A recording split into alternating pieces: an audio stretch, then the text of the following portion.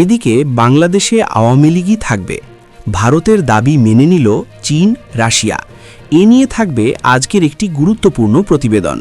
12 তারিখের নির্বাচনের পর থেকে ক্রমাগতভাবে সারা দেশে এখন পর্যন্ত যত আওয়ামী লীগের কার্যালয় খোলার ঘটনা ঘটেছে, সেখানে যে নেতাকর্মীরা জড়ো হয়েছেন, তারা স্লোগান দিয়েছেন, কিছুক্ষণ সময় কাটিয়েছেন, ছবি তুলেছেন, তারপর সেই ছবি প্রকাশ করেছেন, কিন্তু কোথাও এখন পর্যন্ত প্রশাসনকে ব্যবহার করে কোনো গ্রেফতার, হয়রানি, মামলার ঘটনা ঘটেনি। তার মানে ইউনূস সরকারের শাসনামল থেকে তারেক রহমানের শাসনামলে সেটা একটা স্পষ্ট পরিবর্তন ঘটে। নাহিদ ইসলাম যেটাকে গ্রিন সিগন্যাল বলছে। শহীদ দিবস ও আন্তর্জাতিক মাতৃভাষা দিবস উপলক্ষে আওয়ামী লীগ সভানেত্রী শেখ হাসিনার বিবৃতি। আওয়ামী লীগ কি খুব সহসাই রাজনীতিতে সগৌরবে ফিরে যাচ্ছে? ফিরলেও তা কবে, কতদিনের মধ্যে এবং কোন প্রক্রিয়ায়? এই বিষয়গুলো বিএনপি সরকার গঠনের পর থেকেই নানানভাবে আলোচিত হচ্ছে এবং বিশেষ করে সজীব ওয়াজেদ জয়ের একটি পোস্ট যেটি তিনি তার এক্স অ্যাকাউন্টে শেয়ার করেছেন, সেটিকে কেন্দ্র করে এখন রাজনৈতিক অঙ্গনে ঘরে বাইরে নানানভাবে আলোচিত হচ্ছে।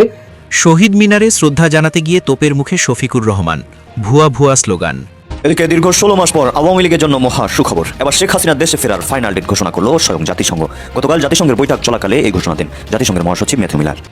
শহীদ দিবস ও আন্তর্জাতিক মাতৃভাষা দিবস উপলক্ষে আওয়ামী লীগ সভানেত্রী শেখ হাসিনার বিবৃতি। শহীদ দিবস ও আন্তর্জাতিক মাতৃভাষা দিবস উপলক্ষে বিবৃতি দিয়েছেন আওয়ামী লীগ সভানেত্রী শেখ হাসিনা। তিনি অমর 21-কে বাঙালির গৌরবোজ্জ্বল ও অবিস্মরণীয় কীর্তি হিসেবে উল্লেখ করে ভাষা শহীদদের প্রতি গভীর শ্রদ্ধা জানান। বিবৃতিতে শেখ হাসিনা বলেন, 1952 সালের 21শে ফেব্রুয়ারি মাতৃভাষা বাংলাকে রাষ্ট্রভাষার মর্যাদা দেওয়ার দাবিতে সালাম, বরকত, রফিক, জব্বার সহ নাম না জানা বহু বীর সন্তান আত্মত্যাগ করেছিলেন। তাদের এই আত্মদান বাঙালি জাতির আত্মপরিচয় নির্মাণের সংগ্রামে এক কালজয়ী মাইলফলক হয়ে আছে। তিনি উল্লেখ করেন, ধর্মের ভিত্তিতে পাকিস্তান প্রতিষ্ঠার পরপরই ভাষা আন্দোলনের সূচনা হয়। রাষ্ট্রভাষা আন্দোলন সংগঠিত করতে গিয়ে 1948 সালের 11 মার্চ বঙ্গবন্ধু শেখ মুজিবুর রহমান সহ অনেক নেতাকর্মী গ্রেফতার হন। সেই আন্দোলনের ধারাবাহিকতায় আসে 1952 সালের 21শে ফেব্রুয়ারি, যা বাঙালি জাতীয়তাবাদী আন্দোলনের আঁতুড়ঘর হিসেবে ইতিহাসে স্থান করে নেয়।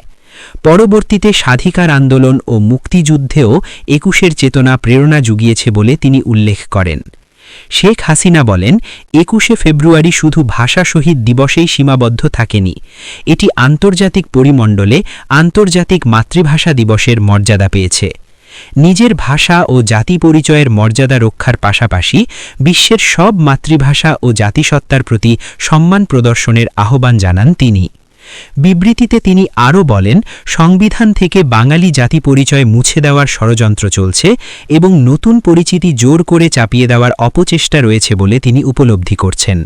তার ভাষ্য অনুযায়ী আত্মমর্যাদা রক্ষার সংগ্রাম এখনও শেষ হয়নি। সবশেষে তিনি 21শের চেতনায় উজ্জীবিত হয়ে সকল অপশক্তি ও ষড়যন্ত্রের বিরুদ্ধে ঐক্যবদ্ধ থাকার আহ্বান জানান এবং বাংলার মানুষের মুক্তি ও বিজয় কামনা করেন। এদিকে বাংলাদেশে আওয়ামী লীগই থাকবে, ভারতের দাবি মেনে নিল চীন, রাশিয়া।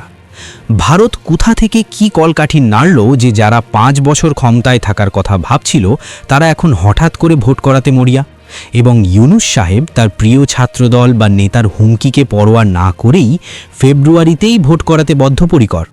তার উপদেষ্টারা তাই কঠোর ভাষায় এনসিপি এবং জামাতকে জানিয়েও দিয়েছে যে তারা কারও কথা শুনবে না। কে কি বলল তাতে তাদের কিছু যায় আসে না, প্রধান উপদেষ্টার কথা মতো ভোট হবে। এবার আসি পুরো ঘটনাটিতে, যে কোথা থেকে কিভাবে ভারত খেলা ঘুরিয়ে দিয়েছে। বাংলাদেশে আওয়ামী লীগ কেন ভারতের পছন্দ তার রাশিয়া এবং চীনকে বোঝাতে সক্ষম হয়েছে ভারতের স্পষ্ট বক্তব্য, আমাদের মধ্যে প্রতিযোগিতা থাকবে এবং ভূ রাজনৈতিক বিভেদও থাকবে, কিন্তু এশিয়া মহাদেশে কোনোভাবেই আমেরিকাকে দাদাগিরি করতে দেওয়া যাবে না। ভারত এবং চীন দুই দেশই বুঝতে পারছে কেন আমেরিকা বাংলাদেশ এবং মায়ানমারে তাদের ঘাঁটি তৈরি করতে চায়। কারণ বর্তমান সময়ে সারা বিশ্বে অর্থনৈতিক দ্রুত অগ্রগতির পথে এগিয়ে যাচ্ছে যে দুটি দেশ, তারা হলো ভারত আর চীন। আর আমেরিকা বহু আগের থেকেই চাইছিল এই দুটি দেশকে কমজোর করতে। হয়তো বাংলাদেশে হাসিনার পতন হতো না যদি 2024-এ ভারতে রাজনৈতিক পালাবদল ঘটে যেত। ডিপ স্টেট থেকে বহু চেষ্টা করা হয়েছিল ভারতে রাজনৈতিক পালাবদল ঘটানোর, কিন্তু ভারতের গণতন্ত্র এতটাই মজবুত যে বাইরের দেশের প্রভাব এই গণতন্ত্রকে নষ্ট করতে পারেনি। তাই আমেরিকার কাছে বিকল্প পথ হল বাংলাদেশে পালাবদল এবং নিজেদের তাবেদার কাউকে সরকারে বসিয়ে বে অফ বেঙ্গলকে কবজা করা। কারণ এশিয়া মহাদেশে এন্ট্রি নিতে হলে এই জায়গাটি প্রধান গেট। আমেরিকার ইচ্ছা শুধু বাংলাদেশে তাবেদার সরকারই নয়, মায়ানমারেও তাদের একটি শক্ত অবস্থানের প্রয়োজন। তাই আরাকান আর্মিকে বাংলাদেশের মধ্য দিয়ে সৈন্য এবং অস্ত্র দিয়ে করিডর তৈরি করাতে রাজি করা। আমেরিকা সুকৌশলে ভারতের অজ্ঞাতে বাংলাদেশে পালাবদল তো ঘটিয়ে দিল, কিন্তু যখন দেখল ভারত, রাশিয়া এবং চীন এক হয়ে তাদের আশায় জল ঢেলে দিয়েছে, তখন ইউনুস সাহেব বুঝেছেন তার দ্রুত সরে যাওয়া উচিত। কারণ তিনি সরকারি এবং বেসরকারিভাবে যতগুলি জরিপ করিয়েছেন, সবগুলির ফল তাকে হতাশ করেছে। তার পছন্দের সব মৌলবাদী দলগুলি তো বটেই, সঙ্গে বিএনপিকে নিয়েও মোট ভোট ৩২%, আর বাকি ৬৮% ভোট হল আওয়ামী লীগ বা আওয়ামী লীগ সহযোগী দলগুলির ঝুলিতে। অর্থাৎ ইউনুস বুঝে গেছেন আজ হোক বা কাল বাংলাদেশে আওয়ামী লীগ আসবেই। আর আওয়ামী লীগ এলে এই টোকাই বাহিনী যতগুলি দেশদ্রোহিতার কাজ করেছে, যেমন জাতীয় সম্পত্তিতে আগুন এবং হামলা, হাজার হাজার পুলিশ হত্যা এবং সর্বোপরি সংবিধানকে অমান্য করা এবং প্রধান বিচারপতি সেনা হেফাজতে থাকা অবস্থায় তার সই জাল করে তদারকি সরকার গঠন করা, এগুলির কঠিন বিচার হবে। আর সেই বিচার করবে আওয়ামী লীগ। ইউনুস সাহেব এটা বুঝতে পারছেন না যে তার প্রিয় ছাত্ররা এত মব করছে যখন তখন যেখানে সেখানে, সে স্কুল হোক বা আদালত, মানে নুরুল হক নূরের মতো নেতারা যারা মব তৈরিতে ওস্তাদ, সেই সব নেতাদের কাছে জনসমর্থন মাত্র 2%। সরকার গঠনের প্রথম দিকে তিনি ভেবেছিলেন আমেরিকার সমর্থনে তিনি দেশের হাল ফেরাতে পারবেন, ফলে মানুষ তাদের অন্যায়গুলিকে দেখতে পাবে না। কিন্তু ফল হয়েছে উল্টো। গত ১৩ মাসে দেশ পিছন দিকে হাঁটতে শুরু করেছে। যে দেশটি দ্রুত অর্থনৈতিক অগ্রগতির দিকে এগিয়ে যাচ্ছিল সারা পৃথিবীতে, সেই দেশ এখন মন্থর গতির দিকে ৫ নম্বরে, মানে বাংলাদেশের অর্থনীতি পুরোপুরি শেষ হয়ে গিয়েছে। হাসিনার দুর্নীতির কথা বলতে গিয়ে এমন প্রচারও করা হয়েছে যে কোনো একটি প্রকল্পে নাকি হাসিনা ২৯ কোটি টাকা আত্মসাৎ করেছেন, কিন্তু পরে জানা গেছে ওই প্রকল্পটি মাত্র ২০ কোটি টাকার, মানে বাংলাদেশে ২৬ কোটি ভারতীয়র চাকরি করা মিথ্যা প্রচারের মতো। দেশবাসী হাসিনার বিরুদ্ধে সরকারের এই মিথ্যে প্রচারগুলি ধরে ফেলেছে।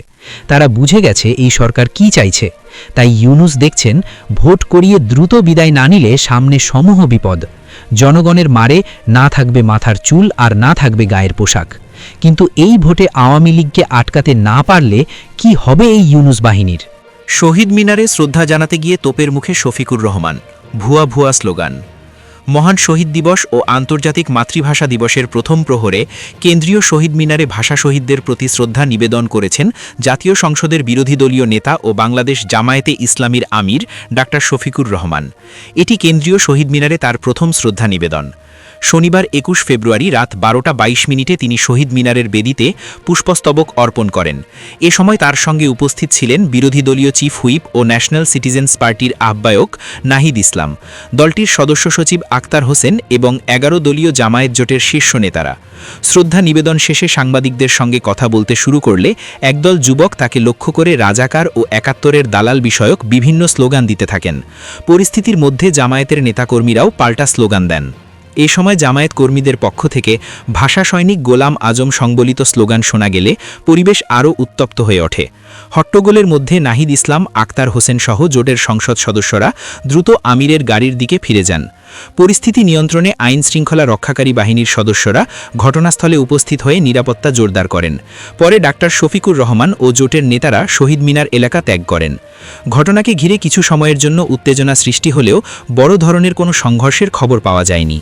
বাংলাদেশের পঞ্চগড় থেকে দিনাজপুর, দিনাজপুর থেকে খুলনা, শেরপুর, বরগুনা সহ দেশের বিভিন্ন জায়গায় নির্বাচনের দিন থেকেই আওয়ামী লীগ কার্যালয় খোলার খবর আসতে শুরু করেছে এবং ১২ ফেব্রুয়ারি নির্বাচনে বিএনপির জয়লাভের পর থেকে সারা দেশে আওয়ামী লীগের কার্যালয় খোলা, খুলে বঙ্গবন্ধুর ছবি টানিয়ে দেওয়া, দলীয় সভানেত্রী শেখ হাসিনার ছবি টানানো, ফুল দেওয়া, জয় বাংলা স্লোগান দেওয়া এবং যেই নেতাকর্মীরা গিয়ে কার্যালয়গুলো খুলছেন তাদের ছবি প্রকাশ, এসব ঘটনায় যে বিএনপির একরকমের প্রচ্ছন্ন সায় আছে সেটা জাতীয় নাগরিক পার্টির নেতা নাহিদ ইসলাম রীতিমতো সংবাদ সম্মেলন করে বলেছেন। তিনি বলেছেন বিএনপির গ্রিন সিগন্যাল ছাড়া আওয়ামী লীগের পক্ষে সারা দেশে রাজনৈতিক কার্যালয়গুলো খোলা কিছুতেই সম্ভব হতো না। বিএনপি যদি সত্যি আওয়ামী লীগকে ফিরে আসার পরিসর তৈরি করে দেয় তাহলে তারা এই ঘটনা প্রতিহত করবেন। নাহিদ ইসলাম এসব হুমকি দিচ্ছেন বটে, কিন্তু এই হুমকিতে যে বিএনপি বা আওয়ামী লীগ কেউই কর্ণপাত করছে না তার প্রমাণ শুক্রবার দিন রীতিমতো ঢাকা শহরের বুকে ধানমন্ডিতে আওয়ামী লীগ সভানেত্রীর কার্যালয় খুলে একদল নেতাকর্মী স্লোগান দিয়েছেন এবং তারা সেই ধানমন্ডি কার্যালয়ের ফটোতে বঙ্গবন্ধুর ছবি রেখে স্লোগান দিয়েছেন, যারা তারা নিজেদেরকে পরিচয় দিয়েছেন যুব মহিলা লীগের নেত্রী হিসেবে, এবং রীতিমতো তাদের প্রত্যেকের মুখ দেখা যাচ্ছে, কারো মুখে মাস্ক নাই, সে ছবি আবার প্রকাশিত হয়ে পড়েছে। ঢাকার বুকে আওয়ামী লীগের অফিস ফেরত নেওয়ার, রিক্লেম করার এই চেষ্টা এবং এই যে সেখানে গিয়ে বঙ্গবন্ধুর ছবি রেখে স্লোগান দেওয়া এবং সে খবর সংবাদ মাধ্যমে ছড়িয়ে দেওয়ার এই উদ্যোগ প্রথম। তার মানে সারা দেশের মতো ঢাকাতেও এখন কার্যালয় খোলার প্রচেষ্টা শুরু হলো। ডয়চে ভেলে আন্তর্জাতিক সংবাদ মাধ্যম তারা প্রশ্ন তুলছে যে আওয়ামী লীগ সভানেত্রী শেখ হাসিনার নির্দেশে কি সারা দেশ জুড়ে আওয়ামী লীগ এই ভাবে তাদের রাজনৈতিক কার্যালয়গুলো খোলা শুরু করেছে? শেখ হাসিনা কি আওয়ামী লীগের কার্যালয় খোলার নির্দেশ দিয়েছেন? এই শিরোনামে ডয়চে ভেলে যে সংবাদটি করেছে সেখানে তারা বলেছেন যে জাতীয় সংসদ নির্বাচনের পর থেকেই দেশের কয়েকটি এলাকায় এতদিন ধরে বন্ধ থাকা আওয়ামী লীগ কার্যালয় খুলতে শুরু করেছেন দলের নেতাকর্মীরা। অন্তত একটি এলাকায়, মানে পঞ্চগড়ে প্রথম যে এলাকায় খোলার খবর আসে, সেই মানে কার্যালয় খোলবার সময় রীতিমতো সেখানকার বিএনপি নেতা উপস্থিত ছিলেন। পরে অনেকগুলো কার্যালয় বন্ধ ঘোষণা করা হয়েছে, ভাঙচুর হয়েছে, আবার বৈষম্য বিরোধী ছাত্র আন্দোলনের নেতা কর্মী পরিচয়ে একদল গিয়ে আগুন দিয়েছে। এসব ঘটনা ঘটেছে, খুলনায় ঘটেছে, দিনাজপুরে ঘটেছে। পঞ্চগড়ের নেতা বলেছেন যে না, তিনি আওয়ামী লীগ অফিস না অন্য কার্যালয় ভেবে সেই কার্যালয় খুলে দিয়েছেন। কিন্তু এই প্রতিবেদনটিতে, ডয়চে ভেলের এই প্রতিবেদনে আওয়ামী লীগ নেতা বাহাউদ্দিন নাসিমকে যখন জিজ্ঞেস করা হয়েছে যে শেখ হাসিনা কিরকম কোনো নির্দেশ দিয়েছেন, হঠাৎ করে দলের সব নেতাকর্মীরা মিলে দেশের জায়গায় জায়গায় এই রাজনৈতিক কার্যালয়গুলো খোলা শুরু করলো কেন, তখন আওয়ামী লীগের যুগ্ম সাধারণ সম্পাদক আফম বাহাউদ্দিন নাসিম ডয়চে ভেলেকে টেলিফোনে বলেছেন, আমাদের নেত্রীর নির্দেশনা হলো আমাদের পোড়া বাড়িতেও যেতে হবে। তিনি বলেছেন যে তার নির্দেশ হলো, নেত্রীর নির্দেশনা হলো তৃণমূল থেকে সব পর্যায়ের কার্যালয়ে আমাদের যেতে হবে। 32 নম্বর ধ্বংস করা হয়েছে, নেতাকর্মীদের বাড়িঘর পুড়িয়ে দেওয়া হয়েছে। আমাদের নেতাকর্মীরা তো দেশে আছে, এখন যেহেতু ডক্টর ইউনূসের বিদায়ের স্বস্তি ফিরে এসেছে তাই নেতাকর্মীরা কার্যালয়ে যাচ্ছে, কার্যালয় খুলছে। আত্মগোপন থেকে আমাদের নেতাকর্মীরা আরো বেরিয়ে আসবে, দেশেও ফিরবে। ডয়চে ভেলের এই প্রতিবেদনে পঞ্চগড়ে আওয়ামী লীগ কার্যালয় খোলার খবর আছে, পটুয়াখালীর দশমিনা উপজেলায় আওয়ামী লীগ কার্যালয় খোলা হয়েছে সে খবর আছে, খুলনা মহানগরীর শঙ্খ মার্কেটে আওয়ামী লীগ অফিস খুলে আওয়ামী লীগের নেতাকর্মীদের প্রবেশের ঘটনা, বরগুনার বেতাগী উপজেলার আওয়ামী লীগ কার্যালয় খোলার ঘটনার বর্ণনা দিয়ে ডয়চে ভেলে সেখানকার বেতাগী উপজেলার ছাত্রলীগের সাধারণ সম্পাদক সিফাত শিকদারের সঙ্গে কথা বলেছেন। সিফাত শিকদার সংবাদ মাধ্যমকে বলেছেন যে আমাদের নেত্রী শেখ হাসিনা নির্দেশ দিয়েছেন ধানমন্ডি 32 সহ আমাদের স্থানীয় দলীয় কার্যালয়ে যাতায়াত শুরু করতে। তার নির্দেশ পেয়ে আমরা বেতাগী উপজেলা আওয়ামী লীগের কার্যালয়ে যাই এবং দলীয় প্রধান শেখ হাসিনা, জাতির পিতা বঙ্গবন্ধু শেখ মুজিবুর রহমান ও দলীয় কার্যালয়ের ব্যানার টানাই। বরগুনা জেলা ছাত্রলীগের সভাপতি রেজাউল কবির রেজা ডয়চে ভেলেকে বলেছেন এটা নেত্রীর সরাসরি কোনো নির্দেশ নয়, তবে তিনি আমাদের সক্রিয় হওয়ার জন্য সব সময় তাগিদ দিয়েছেন। আমরা তো যেভাবেই হোক দেশে আছি, আমরা তো রাজনীতিতে সক্রিয় ভূমিকা পালন করতে চাই। একটা নির্বাচন হয়েছে, পরিস্থিতি স্বাভাবিক হচ্ছে, আমরা আরো সক্রিয় হব। তার মানে এই যে সুযোগ পেলেই আওয়ামী লীগ রাজনৈতিক কার্যক্রমে আরো সক্রিয় হবে, ঢুকবে এবং ইউনূস সরকারের পতন ঘটলে সেই পরিসরটা তৈরি হবে। আওয়ামী লীগের ভেতরে যে প্রত্যাশা ছিল সেই প্রত্যাশার প্রতিফলন ঘটাতেই তারা নির্বাচনের পরপরই আসলে এক রকমের পরখ করে দেখতে চাইছে বিএনপি সরকার তাদের সঙ্গে কেমন ব্যবহার করে। বিএনপি সত্যি, এই যে বিএনপি প্রধান টাইম ম্যাগাজিনের মতো পত্রিকাকে সাক্ষাৎকার দিয়ে বলেছেন যে তারা কোনো রকম রাজনৈতিক দল নিষিদ্ধ করার পক্ষে নন। বিএনপির মির্জা ফখরুল ইসলাম আলমগীর সহ নেতৃস্থানীয় ব্যক্তিবর্গ বরাবর বলে এসেছেন তারা কোনো দলের রাজনৈতিক কার্যক্রম নিষিদ্ধ চান না, তারা অপরাধী ব্যক্তিদের শাস্তি চান। আওয়ামী লীগ সম্ভবত সেই বিষয়টি পরখ করে দেখতে চাইছে যে বিএনপি কি প্রতিক্রিয়া দেখায়। নাহিদ ইসলামকে বলেছেন যে বিএনপির গ্রিন সিগন্যাল ছাড়া সেটা সম্ভব না। গ্রিন সিগন্যাল হিসেবে স্পষ্টতই এই বিষয়টাকে গ্রহণ করা যায় যে 12 তারিখের নির্বাচনের পর থেকে ক্রমাগতভাবে সারা দেশে এখন পর্যন্ত যত আওয়ামী লীগের কার্যালয় খোলার ঘটনা ঘটেছে সেখানে যে নেতাকর্মীরা জড়ো হয়েছেন, তারা স্লোগান দিয়েছেন, কিছুক্ষণ সময় কাটিয়েছেন, ছবি তুলেছেন, তারপর সেই ছবি প্রকাশ করেছেন, কিন্তু কোথাও এখন পর্যন্ত প্রশাসনকে ব্যবহার করে কোনো গ্রেফতার, হয়রানি, মামলার ঘটনা ঘটেনি। তার মানে ইউনূস সরকারের শাসনামল থেকে তারেক রহমানের শাসনামলে সেটা একটা স্পষ্ট পরিবর্তন বটে। নাহিদ ইসলাম যেটাকে গ্রিন সিগন্যাল বলছেন। বিএনপির স্বনির্ভর বিষয়ক সম্পাদক ও সাবেক সংসদ সদস্য নীলোফার চৌধুরী মনি তিনি ডয়চে ভেলেকে বলেছেন যে আওয়ামী লীগের অফিস খুলছে, এর মধ্যে তো খারাপ কিছু দেখি না আমি। যারা অপরাধ করেছে তাদের বিচার হবে, তারা শাস্তি পাবে, কিন্তু কোনো দলের রাজনীতি আমি নিষিদ্ধ করার পক্ষে নই। এদিকে আমার দেশ পত্রিকা সুস্পষ্টভাবে বলছে যে তারা মনে করছে তাদের কাছে যে খবর আছে সেটা অনুযায়ী রাজনীতিতে ফিরতে মরিয়া হয়ে উঠেছে আওয়ামী লীগ। ভারতীয় লবিও অত্যন্ত তৎপর এবং তারা বলছে যে শেখ হাসিনা পুত্র সজীব ওয়াজেদ জয় নাকি মরিয়া হয়ে উঠেছেন যে বাংলাদেশের রাজনীতিতে তিনি ফিরবেন। আমার দেশ পত্রিকা যে প্রতিবেদন লিখেছে সেখানে তারা এই সবের ইঙ্গিত হিসেবে, সুস্পষ্ট ইঙ্গিত হিসেবে একদিকে আওয়ামী লীগের কার্যালয়গুলো খোলার যেমন বর্ণনা দিচ্ছে, খবর দিচ্ছে, তেমনি তারা বলছে যে ভারতের অত্যন্ত প্রভাবশালী কূটনীতিক বিনা সিকরি, যিনি বাংলাদেশে বিএনপি আমলে দীর্ঘ সময় 2003 থেকে 2006 সাল পর্যন্ত ভারতের কূটনীতিক হিসেবে কাজ করে গেছেন, ভারতের রাষ্ট্রদূত হিসেবে কাজ করে গেছেন, সেই বিনা সিকরি তিনি ভারতের এএনআইএ একটি সাক্ষাৎকার দিয়েছেন যার শিরোনাম ছিল new PM of Bangladesh will think of lifting ban on Awami League, মানে আওয়ামী লীগের উপর নিষেধাজ্ঞা তুলে নেওয়ার বিষয়টি অবশ্যই বা নতুন নবনির্বাচিত বাংলাদেশের প্রধানমন্ত্রী বিবেচনা করবেন। এবং সেই সাক্ষাৎকারে বিনা সিকরি বলেছেন যেহেতু বাংলাদেশের নির্বাচন শেষ হয়ে গেছে তাই নতুন প্রধানমন্ত্রী হয়তো প্রথম ধাপেই ভাববেন কেন আওয়ামী লীগের রাজনৈতিক নিষেধাজ্ঞা ওঠানো যাবে না। এবং তিনি এই যে রাজনৈতিক প্রেক্ষাপট বর্ণনা করেছেন যেখানে তিনি বলেছেন যে বাংলাদেশ জাতীয়তাবাদী দলের জোট ও জামায়াতে ইসলামের জোট প্রায় সমানভাবে ভোট পেয়ে লড়ছিল, তবে শেষ পর্যন্ত বিএনপি জোট কিছুটা ভালো ফল করেছে। তার মন্তব্য থেকে বোঝা যায় যে তিনি মনে করছেন বর্তমানের এই যে রাজনৈতিক বাস্তবতা যেখানে জামায়াতে ইসলামী অত্যন্ত শক্তিশালী জোট হয়ে উঠেছে, সেই বাস্তবতায় নতুন নেতৃত্ব সামনে এলে তিনি অবশ্যই আওয়ামী লীগের নিষেধাজ্ঞা তুলে নেওয়ার বিষয়টি এই নতুন রাজনৈতিক বাস্তবতাকে মাথায় রেখেই বিবেচনা করে দেখবেন। আওয়ামী লীগ কি খুব সহসাই রাজনীতিতে সগৌরবে ফিরে যাচ্ছে? ফিরলেও তা কবে কতদিনের মধ্যে এবং কোন প্রক্রিয়ায়, এই বিষয়গুলো বিএনপি সরকার গঠনের পর থেকেই নানানভাবে আলোচিত হচ্ছে এবং বিশেষ করে সজীব ওয়াজেদ জয়ের একটি পোস্ট যেটি তিনি তার এক্স অ্যাকাউন্টে শেয়ার করেছেন, সেটিকে কেন্দ্র করে এখন রাজনৈতিক অঙ্গনে ঘরে বাইরে নানানভাবে আলোচিত হচ্ছে। তিনি তার এক্স অ্যাকাউন্টে যে পোস্ট দিয়েছেন সেখানে মূলত আওয়ামী লীগের রাজনৈতিক কার্যক্রম নিষিদ্ধ করণে যে অ্যান্টি টেরোরিজম অ্যাক্টের সংশোধনী যে বিষয়টি, সেটির বৈধতা এবং ভবিষ্যৎ নিয়ে প্রশ্ন তুলেছেন। তিনি বিএনপি সরকারকে সাংবিধানিকভাবে 30 দিনের মধ্যে এই অধ্যাদেশ বাতিল করার সিদ্ধান্ত নেওয়ার আহ্বান জানিয়েছেন এবং যদি সেই সিদ্ধান্তটি নেওয়া হয় তাহলে আওয়ামী লীগ অটোমেটিক্যালি রাজনীতিতে পুনর্বাসিত হতে পারছে। এখন সজীব ওয়াজেদ জয় বললে কি তারেক রহমান বা আমাদের প্রধানমন্ত্রী সেই বিষয়টি শুনবেন? বিএনপি সেই সিদ্ধান্ত গ্রহণ করবে? আর যদি এই অধ্যাদেশটি বাতিল হয় সেটি কিভাবে বাতিল হবে, কোন প্রক্রিয়া বাতিল হবে, সেই প্রশ্নগুলো নিশ্চয়ই জড়িয়ে রয়েছে। সাবেক প্রধান উপদেষ্টা ডক্টর মোহাম্মদ ইউনূসের নেতৃত্বাধীন যে অন্তর্বর্তী সরকার, সেই সরকার দায়িত্ব পালনের 1.5 বছরে মোট 132টা অধ্যাদেশ জারি করেছে, যার মধ্যে সংস্কার কার্যক্রমের অংশগুলো রয়েছে এবং এগুলো মূলত রাষ্ট্রপতিকে দিয়ে জারি করা হয়েছে অধ্যাদেশগুলো। এখন সংবিধান অনুযায়ী রাষ্ট্রপতি জারি করা এসব অধ্যাদেশ আইনে পরিণত করতে গেলে কি করতে হয়? এই অধ্যাদেশগুলো জাতীয় সংসদ যেদিন থেকে বসবে বা জাতীয় সংসদের যে প্রথম অধিবেশন, সেই অধিবেশন বসার 30 দিনের মধ্যে এগুলোকে অনুমোদন দিতে হবে, আইনে রূপান্তর করতে হবে। না হলে এই অধ্যাদেশগুলো স্বয়ংক্রিয়ভাবে বাতিল হয়ে যাবে। এদিকে একথাও তো আমরা জানি যে 132টা অধ্যাদেশ জারি করা হয়েছিল মোহাম্মদ ইউনূসের সরকারের সময়। তার প্রত্যেকটি অধ্যাদেশের সঙ্গে বিএনপি একমত ছিল না, তাদের আপত্তির মুখেও অনেক অধ্যাদেশ জারি করা হয়েছে। সেই জায়গা থেকে এটুকু তো আমরা নিশ্চিত যে এই 132টি অধ্যাদেশের সবগুলোই নিশ্চয়ই আইনে পরিণত হচ্ছে না। এক্ষেত্রে নিজেদের সংস্কার নীতি এবং নির্বাচনী ইস্তিহারের সঙ্গে যেগুলো সাংঘর্ষিক, সেগুলো অবশ্যই বাতিল করে দেওয়ার প্রক্রিয়া হাতে নেওয়া হবে। এখন সংসদ অধিবেশন বসছে যতদূর জানা গেছে 26শে ফেব্রুয়ারি থেকে।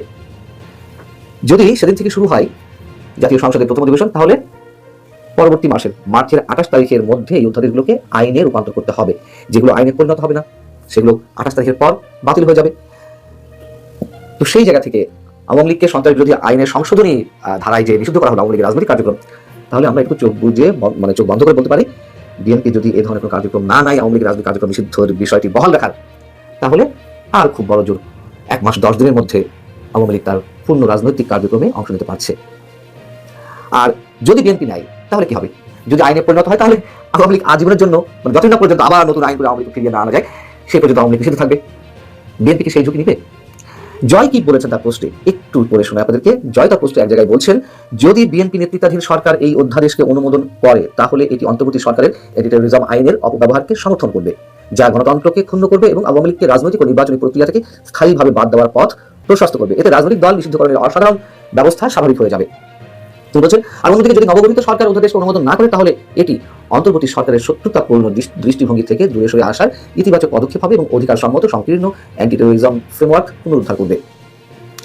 এটি মনে করার কোনো কারণে যে বিএনপি এদিকে পা দেবে, আমরা মোটামুটি এই পর্যায়ে এসে এটুকু নিশ্চিত করে বলতে পারি। এবং এটা তো ঠিক যে বিএনপি কখনোই আওয়ামী লীগ একটি নির্বাহী আদেশের মাধ্যমে তার রাজনৈতিক কার্যক্রম বন্ধ থাক বা বন্ধ পেতে চায়নি, বা কোনো রাজনৈতিক দলকেও নিষিদ্ধ করতে চায়নি। এমনকি আন্তর্জাতিক বিভিন্ন গণমাধ্যমে দেওয়া সাক্ষাৎকারে তারেক রহমান তিনি নিজে একাধিকবার কথা বলেছেন যে তিনি কোনো রাজনৈতিক দলকে নিষিদ্ধ করার পক্ষে নন। আর যদি তিনি অন্য কোনো রাজনৈতিক দলকে নিষিদ্ধ করার পক্ষে থাকেন তাহলে একসময় বিএনপিকেও সেই ফাঁদে পড়া লাগতে পারে, স্পষ্টভাবে তিনি বলেছেন। এমনকি বলেছেন যে সজীব ওয়াজেদ জয় বা সাইমা ওয়াজেদ পুতুল দেশের মানুষ চাইলে তারা দেশে ফিরে এসে রাজনীতি করতে পারবে। এবং এই কথাও আমরা জানি যে ভারতের একটা প্রচ্ছন্ন সমর্থন বিএনপির প্রতি রয়েছে নির্বাচন অনুষ্ঠানের আগে থেকেই, এবং নির্বাচন অনুষ্ঠানের পরে তো ভারতের প্রধানমন্ত্রী তাদেরকে মানে তারেক রহমানকে তার পরিবারের সদস্যদের নিয়ে ভারত সফরে আমন্ত্রণ জানিয়েছেন। যাও, কিন্তু এর মাঝখানে একটি বিষয় আছে, সেটি আমরা জানি যে আওয়ামী লীগকে রাজনীতি ফিরে আসার একটা সুযোগ দেওয়ার, সেটি নরম শর্ত বলি শক্ত শর্ত বলি, এই বিষয়টি ছিল।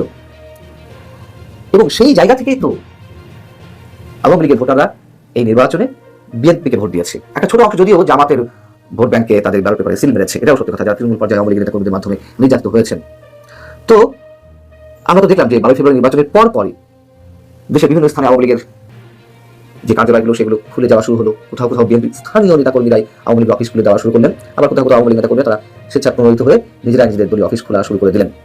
অতএব আমরা এটুকু বলতে পারি যে আর 1 মাস 10 দিনের মধ্যে পূর্ণ মাত্রায় আওয়ামী লীগ তার রাজনৈতিক কার্যক্রম শুরু করতে যাচ্ছে। যদিও এর মধ্যে কোথাও কোথাও শুরু হয়েছে, তবে এটা অবশ্যই গণতন্ত্রের জন্য ভালো, অবশ্যই নিঃসন্দেহে।